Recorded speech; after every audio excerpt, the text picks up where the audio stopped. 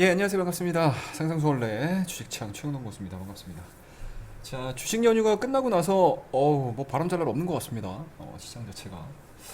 일단은 뭐 지난주는 목요일하고 이제 금요일 날 거래가 되는 부분들이었고, 그리고 우리가 연휴를 쉬는 동안에 전 세계적으로는 일단은 뭐 헝다리스크, 그 다음에 FOMC 뭐 이런 부분들 굵직굵직하게 이제 매크로 측면으로 놓고 봤었을 때 상당히 좀 영향력이 있을 수밖에 없는 그런 이슈들이 상당히 좀 시장에 영향을 좀 미쳤고요. 뭐 운이 좋았다라고 해야 될까요? 예, 추석 연휴 뭐 절묘하게 좀 피해갔습니다. 그리고 목요일, 금요일 거래되는 동안에 어느 정도 시장에서는 좀 시간을 벌었다. 그리고 이성적인 판단이 좀 이루어질 수 있는 그런 시간적인 부분들, 좀 배려 아닌 배려들이 좀 이루어지다 보니까 국내 증시는 뭐 그렇게 크게 충격을 받은 것 같지는 않습니다. 뭐 잘 해결될 수 있다, 뭐 그리고 또는 뭐 해결될 수 있지 않을까, 그런 기대감들로 시장에 우리나라 이제 국내 시장으로 놓고 봤었을 때는 영향력이 그렇게 크지 않은 상황이긴 한데 이 헝다죠, 에버그란데, 헝다그룹이 보여줄 수 있는 이 디폴트 리스크는 상당히 뭐 파산 위기, 뭐 디폴트 리스크 뭐 이런 부분들은 좀 고민을 좀 해볼 필요성이 좀 있지 않을까라는 생각에서 현재 뭐 시장에서 얘기가 나오는 부분들에 대해서 우리가 하나하나씩 좀 얘기를 좀 짚어봐야 될 것 같습니다. 자, 일단은 헝다리스크가 왜 이렇게 시장에서 좀 커질 수밖에 없는 이유들을 좀 보게 되면 아무래도 이제 과거죠. 항상 뭐 역사는 되풀이된다 라는 부분들이 주식시장에도 항상 맞아 떨어지는 그런 이제 격언이기 때문에 상당히 과거 10년 전에 리먼 브라더스 사태를 좀 경험을 했었던 전 세계 금융 시장에서 잔뜩 좀 긴장을 하고 있는 게 아닌가라는 말씀을 드릴 수가 있을 것 같아요. 일단은 뭐 지난주죠. 지난주 그쵸? 9월달 9월 이제 17일 이전에 지난주 9월 한 중순경이죠. 피치 쪽에서 글로벌 이제 신용평가사죠. 신용평가사 이제 피치에서 요새 흥행하고 있는 노래 그 저스틴 비버의 피치가 아닙니다, 여러분들. 피치. 피치에서 홍다그룹에 대한 투자 등급을 CC로 떨어뜨렸어요. 거의 뭐 투기 등급이죠. 투기 등급이죠, 투기 등급. 거의 뭐 정크본드 투기 등급 뭐 이런 쪽으로 조정을 한 상황이기 때문에 일단은 헝다의 파산 위기가 좀 수면 위로 부상하게 된 가장 큰 요인이다.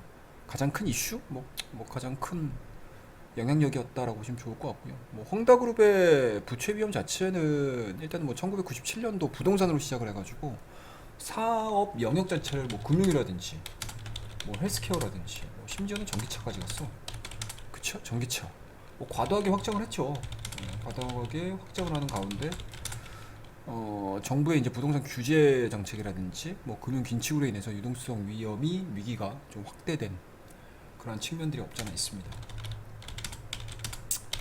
그에 따라서 뭐 국내 아니 중국이죠. 중국 본토에는 상장이 안 돼 있는데 이제 홍콩 쪽에 상장이 돼 있거든요, 얘네들이. 상당 부분 좀 홍콩 시장에서에 대한 변동성들이 상당히 좀 크게 좀 발생이 되지 않았나라는 생각이고요. 일단은 헝다의 부채 규모를 좀 보게 되면 뭐 역대급이라는 표현이 맞기는 할 거예요, 얘네들이. 지금 보통 1조 9,500억 정도 지금 상반기에 부실 문제가 좀 야기됐었던 지금 화롱금융이거든요. 화롱금융으로 봤었을 때 한 8배 정도? 화롱금융? 화롱금융의 한 8배 정도가 되고요. 그 다음에 또 좀 보실 수 있는 부분들이 이제 중국은행이죠. 중국은행. 부실 채권 총액이 한 2조 7천원 정도, 그러니까 27조 정도 되거든요. 2조 아니지 2조 7천억 위안 정도가 되는데 거기에 이제 72%에 달하는 거대한 규모이기 때문에 상당 부분 좀 신경을 써서 좀 보셔야 될 것 같고 뭐 최근에 주가 흐름들을 좀 보게 되면 27% 주가 같은 경우는 27% 하락을 했고 채권 가격 같은 경우는 이제 디폴트 선언을 하게 되면 뭐 주가는 그렇다 치더라도 채권도 뭐 휴지가 될 수밖에 없는 상황들이기 때문에 채권 가격 같은 경우도 이제 9% 하락으로 좀 마무리가 됐습니다. 그래서 16일, 이거 지난주죠? 연휴 보내기 전에 16일 같은 경우 1일간 또 거래가 정지가 됐었던 부분들이 좀 있어서 상당히 좀 시장에서는 뭐 국내에서는 뭐 별다른 이슈가 아닐 것이다. 뭐 단기적인 파장 그리고 이제 중국 내에서 좀 국한될 수밖에 없다라는 이야기들, 좀 희망 섞인 분석들이 좀 많이 나오고, 거기에다가 이제 중국 같은 경우는 이제 내년 2월이죠. 내년 2월 달 또 동계올림픽이 예정이 돼 있는 상황이고, 또 가을에는 지도부 관련해 가지고 교체 부분들이 좀 있기 때문에 맞물려서 생각보다는 이제 대마 불사 쪽으로 가능할 가능성이 상당히 높다. 투빅 투 페일이죠.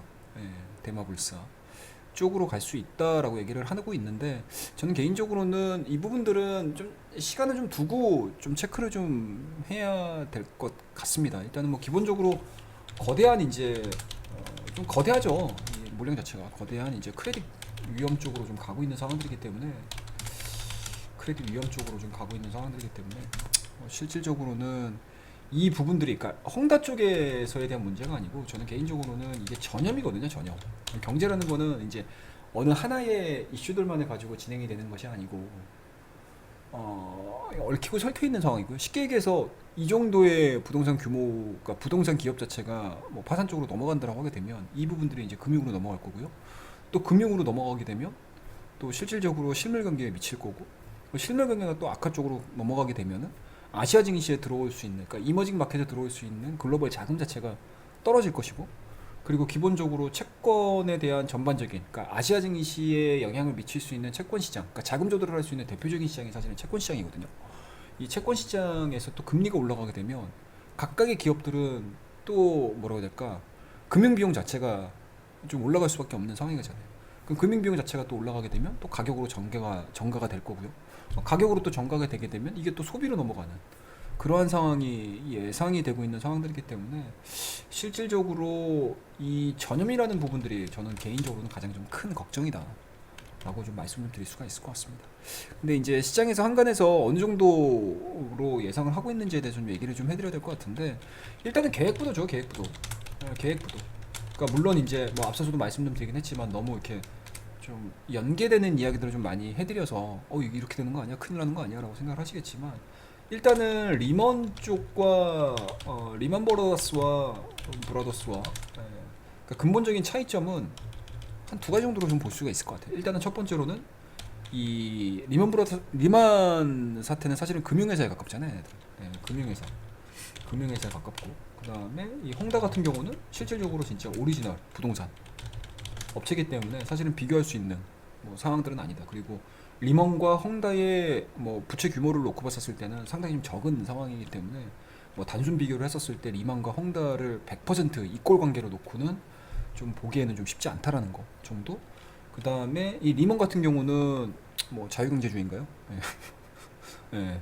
민주주의 하에 있는 경제 상황이었기 때문에 상당히 좀 할 수 있는 부분들이 생각보다는 좀 크지 않았다라는 부분들인데, 이 헝다 같은 경우는 사실은 계획경제 안에 있다. 계획경제 안에 있기 때문에 안에 있는 상황. 뭐 그렇기 때문에 지금 시장에서는 오히려 헝다 쪽에 관심을 두는 게 아니고, 헝다가 과연 이자를 지급을 하고 어떤 식으로 이 난관을 잘 타개를 할 것인가에 대한 고민들을 하기보다는, 오히려 시장에서는 중국 정부가 어떻게 할 거야? 그래서 이런 식으로 가버려요. 이런 식으로 가버립니다. 일단은 그러니까 중국 정부의 스탠스가 굉장히 좀 중요하게 생각을 하고 있고, 이 중국 정부가 소위 얘기하면 이제 날릴 것이냐, 이 기업을 날릴 것이냐, 아니면은 잘 처리를 해서 마무리를 잘 처리해서 좀 봉합을 잘 시킬 것이냐. 그러니까 쉽게 얘기해서 경착륙이 아닌 연착륙 쪽으로 간다는 얘기죠. 예. 근데 이게 다만 이게 쉽지 않다라는 얘기인데, 일단은 부동산 매각. 이제 헝다 같은 경우 지금 돈을 지급을 못 하다 보니까 현물로 주겠다. 그러니까 뭐 쉽게 얘기해서 뭐 상가를 준다거나 아파트를 준다거나 뭐 이런 쪽에 대한 자구책을 좀 만들어내주고 있는데, 가격이 떨어지는데 저걸 누가 받을 것이며, 그리고 이미 정상적인 가격을 내고 뭐 건물을 샀든 아니면 뭐 상가를 샀든 뭐 아파트를 샀든 이런 사람들이 과연 가만히 있을 것인가, 뭐 이런 부분들 뭐 복합적으로 좀 상황이 되고 있는 상황들이기 때문에, 뭐 실질적으로는 좀 고민을 좀 하셔야 되지 않을까 라는 생각을 좀 가지고 있어요. 그러니까 되게 복잡해요. 그러니까 이렇게 큰 규모의 기업 자체가 문제점이 발생이 돼버리게 되면 이게 어쩔 수 없는 것 같아요. 어쩔 수 없는 것 같다. 그래서 한간에 무슨 이게 뭐 일주일 만에 해결이 되고 뭐 하루 이틀 만에 해결이 될 수 있는 그런 문제는 아니다 라는 걸 좀 볼 수 있을 것 같습니다. 자, 그 다음에 뭐 또 하나를 좀 보셔야 될 것 같은데, 일단은 2021년도에 중국의 뭐 디폴트 현황을 좀 보여드릴게요. 이게 상당히 좀 재미있는 현황들이 되게 많아요. 예, 되게 많습니다. 생각보다 얘네들이 규모가 좀 있었어, 중국 애들이. 그죠? 이 정도의 이제 이거든요. 뭐 국책 사업이라든지 국유기업이라든지 AA 기업에 대한 이제 부도를 좀 허용을 했던 상황이기 때문에 칭화윤이라든지 뭐 화천자동차 같은 경우 뭐 많이들 들어보셨을 거예요. 뭐 중국 내 대표 기업들이 뭐 청산 절차를 좀 밟으면서 그러니까 이게 전례가 없었던 것들이 아니었기 때문에 향후 이제 그러니까 헝다죠, 헝다. 판다란다. 헝다에 대한 파산 위험의 향후 전개에 대해서는 뭐 시장에서 관심을 좀 가질 수밖에 없는 그런 상황이지 않나라는 생각이 좀 듭니다. 그리고 뭐 헝다 주가라든지 뭐 추이를 좀 지켜보게 되면 이게 뭐 우리가 최근 들어서 갑작스럽게 이제 관심을 좀 가져서일 것뿐인 거지, 이미 2021년도 초반서부터는 하락에 대한 가능성들이 상당히 좀 커졌었던 상황이었죠. 그래서 이러한 부분들이 좀 발생이 되고 있었다. 이제 와서 우리가 관심을 좀 갖고 있지 않나. 나는 조금은 좀 신경을 좀 썼었어야 됐는데 수면 위로 올라오고 나서 뭐 이런 식으로 우리가 관심을 좀 갖고 있는 게 조금은 좀 아쉽지 않나 라는 생각이 좀 듭니다. 그래서 일단은 헝다 부분들은 뭐 규모면이라든지 아니면 사태 수습 방안이라든지 이러한 부분들이 아직은 좀 결정된 게 없다. 그리고 이미 23일 날 같은 경우 이자 지급이 아직 덜 됐어요. 이자 지급이 지금 덜 된 상황. 그래서 한간에는 일단은 이게 테크니컬 디폴트로 넘어가게 되면 이제 30일이 마감이거든요. 그래서 23일 날, 그러니까 저희가 이제 연휴를, 그러니까 주말을 보내기 이전에 좀 이자 지급 날짜였는데 이게 제대로 상환이 안 됐다라는 거. 그리고 또 9월 말에 또 돌아오는 이자 지급액, 그 다음에 10월 달 또 있고요. 그리고 연말에도 또 지금 있는 상황이고, 일단은 연말까지 한 6억 1000달러 정도? 예, 6억 1천 달러 정도 지금 달하는 채권이자가 지금 납부가 예정이 돼 있기 때문에 납부를 해야 되는 상황이기 때문에 채권이자가 연말까지 규모가 6.1천억 1억 달러가 지금 납입이 돼야 되는 상황이기 때문에 이 납입 여부에 따라서 시장에서의 변동성은 뭐 계속 발생될 가능성이 뭐 상당히 높다. 뭐 이렇게 좀 보시면 좋을 것 같아요. 예. 그래서 일단은 정리 계획을, 그러니까 헝다그룹 내에서 이제 가장 좋은 거는 헝다그룹 내에서 해결을 해주는, 그러니까 셀프 해결이죠. 셀프 해결이 가장 좋은 그림이긴 한데 뭐 이거는 뭐 1차적인 시나리오에서 배제를 해야 되는 시나리오고, 여기서 이제 중국 정부로 넘어가는 거고요. 중국 정부로 넘어갔었을 때 이게 계획 경제, 그러니까 순차적인, 그러니까 질서 있는 퇴장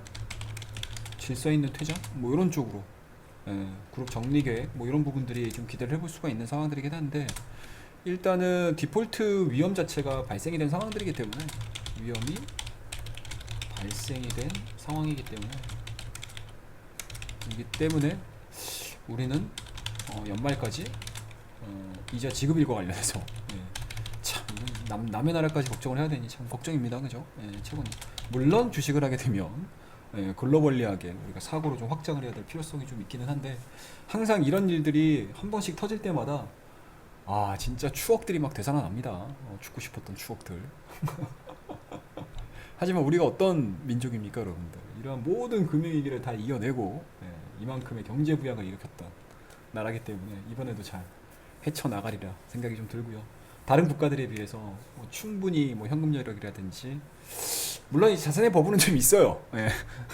자산의 버블은 없다라고 할 수는 없는 상황인데, 뭐 이번 기회를 통해서 이제 국내까지 좀 불똥이 좀 안 튀었으면 하는 그런 생각이긴 한데, 어찌됐든 뭐 신경을 쓰시자고요. 신경을 좀 써야 돼.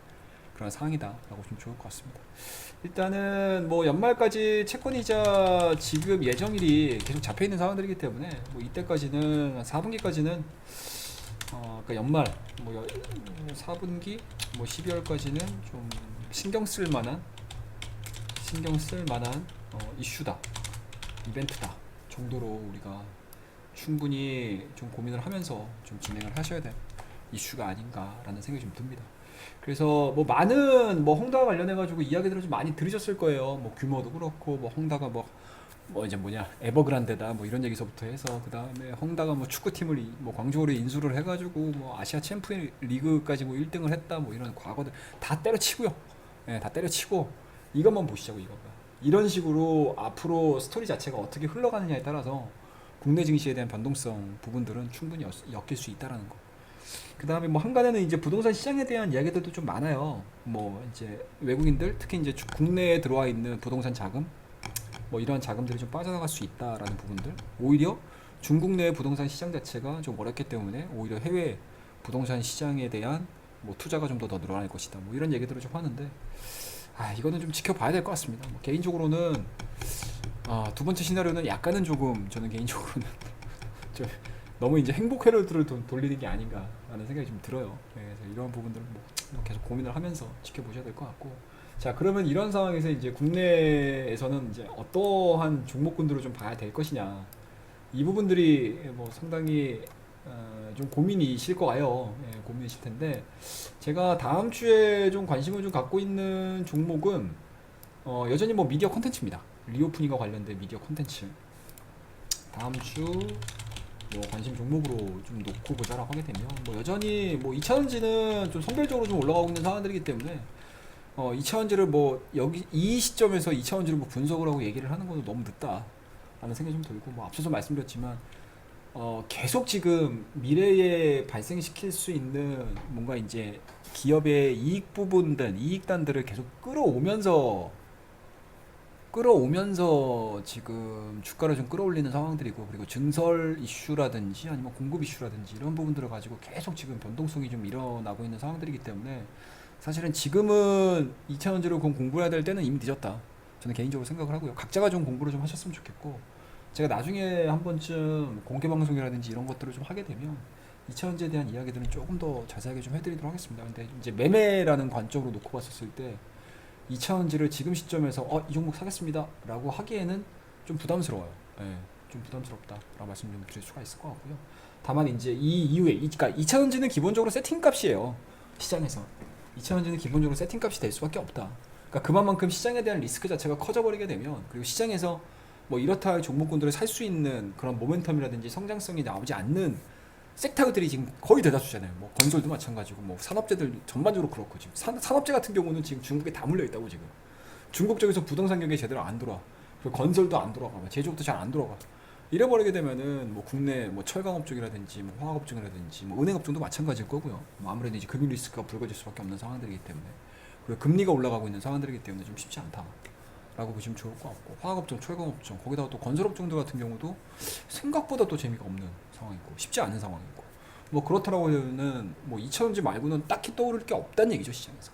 그러니까 2차전지가 이슈가 한번 딱 떨어지게 되면 막 다 그쪽으로 쏠려가고 뭐 하고 있는 상황들이기 때문에, 일단은 그런 종목군들은 트레이딩 관점으로 우리가 장중에 좀 체크를 해야 되는 상황이고, 다만 이제 다음 주에 전반적인 시장에 대한 모멘텀들을 이끌어갈 수 있는 종목군들을 좀 보자.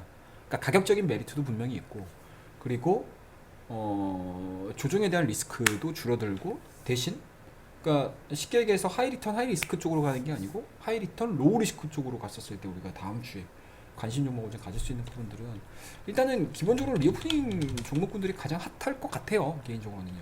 그리고 이번 주에 목요일 금요일도 그렇고 아마 오징어 게임이죠. 스쿼드 게임. 오징어 좀 보셨나요? 오징어 게임도? 오징어 게임도 좀 보셨는지 모르겠어요. 저는 좀 보다가 말았거든요. 저 5학 몇 화까지 봤지? 그 저 외국인 친구, 저 파키스탄인 죽는 것까지 제가 좀 봤거든요. 그 이후에 대한 이야기들은 스포여가지고 제가 안 봤어요. 그래서 그냥 심심할 때마다 그냥 한 편씩 보려고 좀 아껴뒀습니다. 재밌다고 하길래. 근데 재밌더라고요. 예.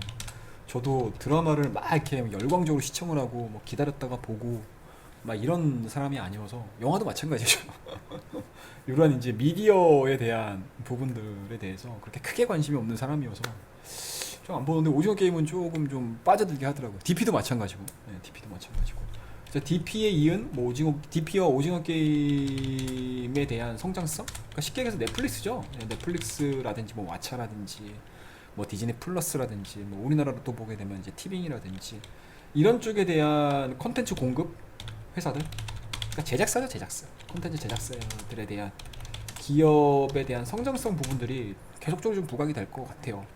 그래서 만약에 이제 올해 초반으로 놓고 봤었을 때 OTT 기업들, 그러니까 오브 더 톱이죠. 오브 더 톱. 이러한 이제 뭔가 플랫폼을 제공을 하고 가입자를 늘리는 기업들이 올해 초반에는 상당히 그 성장성에 대해서 각광을 받았다라고 하게 되면 이게 적정 수준으로 이제 한계가 있잖아요. 쉽게 얘기해서. 이제 판을 딱 깔았어. 근데 그 판에 들어오는 적정 인원이 한계가 있다고. 뭐 계속 무한적으로 계속 들어오는 게 아니잖아요. 무한단물이 아니라고 이게. 그쵸? 내가 만약에 우리 뭐 전 세계적으로 뭐 1000명이 가입을 했어. 1000명의 가입자가 있어요. 그럼 그 1000명이 딱 스탑이 걸려버리게 되면 여기서부터는 뭐다? 나눠 먹기식이야. 이제 계속 그 안에서 싸우는 거예요. 그 안에서 계속 싸워야 돼. 싸워서 영업이익을 내고 그리고 뭐 매출을 늘리고 가입자 수가 우리나라 3사 통신사고 생각하시면 돼요. 여러분들 통신사 우리나라 SKT, KT, LGU 플러스 이 통신사라고 보시면 돼요. 이 통신사들이 하는 게 뭐예요, 여러분들? 자, 자 이번에 무슨 뭐 특판 내가지고 가입자 빼오고 특판 내서 가입자 빼오고 번호 이동이잖아. 그 번호 이동에서 할 수 있는 게 뭡니까, 여러분? 뭐 상품을 새롭게 낸다거나 아니면 할인 정책을 새롭게 낸다거나 아니면은 뭐 여러 가지 뭐 기타 서비스를 제공을 해가지고 빼먹는 거잖아요. 다른 회사에. 그렇다고 되면 이 OTT 시장은 똑같아진다는 얘기죠. 근데 OTT 시장에서는 뭐 요금을 할인하겠어? 뭘 하겠어요? 딱 한 가지 싸울 수 있는 거는 딱 하나예요. 컨텐츠. 누가 더 양질의 컨텐츠를 제공을 하고 대중들이 관심을 가질 수 있는 컨텐츠를 제공을 해가지고 넷플릭스에 있던 가입자가 뭐 왓챠도 같이 보고 또 왓챠를 보는 사람들도 뭐 디즈니 플러스를 같이 보고 또 디즈니 플러스를 보는 사람들이 뭐 TV를 같이 보고 이런 식의 경쟁이 이루어진다고 해요. 그렇다고 되면 지금서부터는 OTT 플랫폼 회사에 관심을 가지시기보다는 오히려 컨텐츠 회사에 관심을 좀 가지시면서 좀 보시는 게 맞지 않나라는 생각이 좀 들어요. 그래서 목요일 금요일 날 상당히 좀 좋았던 것 같아요. 뭐 A 스토리, 뭐 뉴, 쇼박스, 그 다음에 뭐 사마 네트워스, 뭐 초록뱀, 초록뱀 미디어, 그 다음에 뭐 제이 콘텐트리, 뭐 이런 종목군도 상당히 좋았고 넷마블, 아예 넷마블이 아니죠. 저희 대원 미디어, 뭐 이런 이제 컨텐츠 제작사들에 대한 관심도가 상당히 좀 높아지고 있는 상황들이기 때문에 이 기업들에 대한 움직임들은 좀 잘 지켜보시는 게 좀 맞지 않나라는 생각이 좀 들어요. 그래서 뭐 대표적인 종목군들 뭐 차트 흐름들 좀 보시게 되면 일단은 뭐 쇼박스 안 볼 수가 없죠. 투자 얘기 나왔다라고 해서 21% 급등하는 흐름들 좀 보여줬고요. 그 다음에 A 스토리도 마찬가지고 뭐 이런 식에 대한 움직임도 좀 보여줬었고 그 다음에 뉴도 마찬가지죠. 뉴 NEW 이게 영타여가지고 항상 힘들어요 연타치기가. 영타 뭐 뉴라는 종목군도 괜찮았었고 그 다음에 버킷 스튜디오 뭐 이런 애들도 좀 괜찮았던 흐름도 좀 보여줬고 연일 뭐 상승을 했었던 부분들이고 그 다음에 대원 미디어 같은 경우도 철갑이죠 철갑. 철갑 아머사우루스인가? 사우루스 아머인가요? 아머사우루스 뭐 이런 것들도 이제 올해 연말에 또 대원 미디어가 제작을 해가지고 이제 시장에서 좀 뜨겁게 그러니까 올해 초에 3월달 4월달에 올해 초에 상당히 좀 뜨겁게 발생을 했었던 요 구간들 요 구간들에 대한 기대감들 뭐 이런 부분들이 이제 올해 연말에 또 방영 예정이 있기 때문에 뭐 여기서 나올 수 있는 부수적인 뭔가 이제 캐릭터 사업 부분들까지 고민을 해보게 되면 뭐 대원 미디어도 관심을 좀 가져볼만 하고요. 그 다음에 조금 더 눈여겨 좀 볼 수 있는 부분들은 이제 제이 콘텐트리 정도가 되겠죠. 다음 달이죠. 11월. 그러니까 아마 유튜브라든지 아니면 넷플릭스 좀 보셨던 분들 같은 경우는 시장에서 굉장히 좀 관심을 갖고 있는 그러니까 오징어 게임의 후속타로 지금 거론되고 있는 작품이 뭐 마이네임이라든지 지금 지옥이죠. 동명의 웹툰을 기반으로 한 지옥. 유아인이 주인이고요. 주인이란다. 주인공이고 그 이미 부산 국제영화제에서 상영을 출품을 해서 상영을 한번 했어요. 그러니까 그때 관객들은 상당히 좀 호평 아닌 호평들을 좀 했기 때문에 시장에서에 대한 기대치들이 상당히 좀 높거든요. 그 회사가 클라이맥스 스튜디오인데 그 클라이맥스 스튜디오가 제이 콘텐츠가 인수를 했어요 올해 초에. 그래서 그 부분들에 대한 그리고 또 클라이맥스 같은 경우는 DP 또 제작사거든요. 이러한 이제 업력들이 좀 있는 상황들이기 때문에 뭐 이런 이제 제작사들에 대한 주가 흐름들은 좀 당분간은 좀 괜찮지 않을까라는 생각을 좀 가지고 있습니다. 그 다음에 지난주에 그렇게 크게 무너지지 않고 계속 지금 관심을 좀 갖고 있는 섹터들이 또 하나가 항공우주. 이제 다음 달에 이제 우리나라 국산형 K 우주 발사체죠. 이게 또 발사 예정이 되어 있습니다. 뭐 그에 따른 좀 기대감들이 좀 있는 상황들이기 때문에 뭐 그러한 종목군들도 조금은 시세를 계속 유지를 시켜주는 그러한 과정들을 좀 보여주고 있고 그 다음에 좀 뜻하지 않게 또 대북주들이 좀 핫해요 요새. 뜻하지 않게 대북주들이 좀 핫한 상황인데 일단은 김여정이죠. 윤여정 아닙니다 여러분들. 김여정입니다. 윤여정이 누구더라? 윤여정이 저기 조영남 조영남 전부인이죠. 참 말도 많고 탈도 많아요. 윤여정 대배우죠, 대배우. 아카데미 여우주연상, 여우주연상 맞나? 네. 여우조연상인가? 조연상인가? 주연상. 조연상이죠. 네, 조연상을 또 탄 윤여정 대배우인데 대배우님이신데 이게 또 우리 이게 또 얘기하다 유튜브에 좀 깔려 있는 지역이라 알겠습니다. 네, 어찌됐든 참 알게 모르게 이제 대중들한테 많이 알려져 있는 인물들이 지금 이런 이제 넷플릭스 시장 그리고 넷플릭스 컨텐츠 쪽으로 좀 많이 넘어오고 있는 상황들이어서 뭐 이런 것도 좀 보시면 좋을 것 같고 제가 뭔 얘기하다가 윤여정 얘기했죠? 네, 뭔 얘기하려다가 윤여정 얘기했지? 대북주. 네, 대북주들. 뭐 일단은 뭐 희망회로 많이 돌리고 있습니다. 예, 희망회로 많이 돌리고 있습니다. 뭐 종전선언에 대한 이야기들 좀 굉장히 좀 건설적인 이야기다. 충분히 그리고 미국과 뭐 우리나라의 뭔가 스탠스가 좀 변화가 좀 이루어지게 되면 뭐 새롭게 테이블을 꾸릴 가능성이 있다. 뭐 여지가 있다. 뭐 이런 얘기들을 하면서 대북주들로 이제 지난주 금요일 날 뭐 핫하게 움직였던 상황이었어요. 근데 과거 대북주들하고 움직였던 그 흐름들을 좀 보게 되면 과거에는 사실은 저렇게 뭐 어제 지금 상한가를 기록을 했던 대북주들의 종목군들을 좀 보게 되면 일단은 뭐 신원이라는 종목이 이제 상한가를 좀 뛰어 들어갔고요.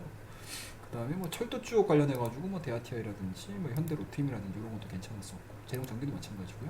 뭐 일신석재 이런 것도 괜찮았고 그 다음에 뭐 아난티 같은 경우가 14% 정도 지금 올라가는 그런 흐름도 좀 보여줬는데 좀 눈여겨볼 만한 부분들이 최근 들어서 그러니까 과거에는 사실은 개성공단 쪽이 그렇게 크게 움직이지 않았었거든요. 그러니까 대북주들을 놓고 봤었을 때 저게 1순위가 아니었다는 얘기죠. 그러니까 거의 한 2순위, 3순위 정도 막 이렇게 움직였었는데 최근 들어서 대북주들이 막 이렇게 심하게 막 움직이는 흐름들을 좀 놓고 봤었을 때 개성공단 쪽 애들이 가장 빠르게 반영을 하더라고요. 물론 이제 뭐 금강산이라든지 이런 거는 당연히 반영을 하는 건데 뭐 그런 것들을 다 제끼고 나서도 개성공단 관련주들에 대한 리바운딩이 상당히 빨라요. 예. 그래서 저런 부분들을 좀 착안을 해서 좀 보게 되면 뭐 전반적으로 대북주들에 대한 호재가 발생이 되게 되면 뭐 과거 전통적으로 발생될 수 있는 뭐 여행업종이라든지 뭐 철도라든지 뭐 농업이라든지 뭐 비료라든지 의류라든지 그러니까 의약품이라든지 뭐 개성공단이라든지 뭐 다 같이 움직이긴 하는데 예전과는 좀 다른 시장의 수급 부분들이 좀 눈에 딱 들어오더라고요. 그게 바로 저 개성공단 쪽 애들. 네. 그런 것들이 좀 눈에 보여서 다음 주에도 마찬가지로 이번 주에 보여줬었던 이런 흐름들에 연동이 되면서 진행이 될 가능성이 상당히 높지 않을까 조심스럽게 예상을 하면서 좀 준비를 하고 있습니다. 그래서 좀 시장이 많이 어렵게 진행이 되고 있고 영향을 좀 미칠 만한 대변수들이 아마 다음 주에도 좀 있을 것 같아요. 또 파월 연임도 있고 또 부채 한도도 있고 또 중국의 뭐 홍다그룹 리스크도 계속 지금 진행이 되고 있는 상황들이기 때문에 뭐 다음 주도 마찬가지로 지수를 좀 크게 예상을 할 수는 없겠지만 좀 매매를 해보자라는 측면에서 요 세 업종 정도 말씀을 드렸으니까 뭐 저는 관심을 갖고 있습니다. 그래서 여러분들도 우리 구독자 여러분들 그리고 우리 회원님들도 좀 관심 있게 좀 지켜봐 주시고 좀 같이 좀 공부를 하는 그러한 시간. 그러니까 너무 좀 이렇게 디테일하게 딥하게 들어가기보다는 전반적으로 시장에 대한 뭐 이제 분위기 파악을 하자라는 의미에서 오늘 말씀을 드리니까요.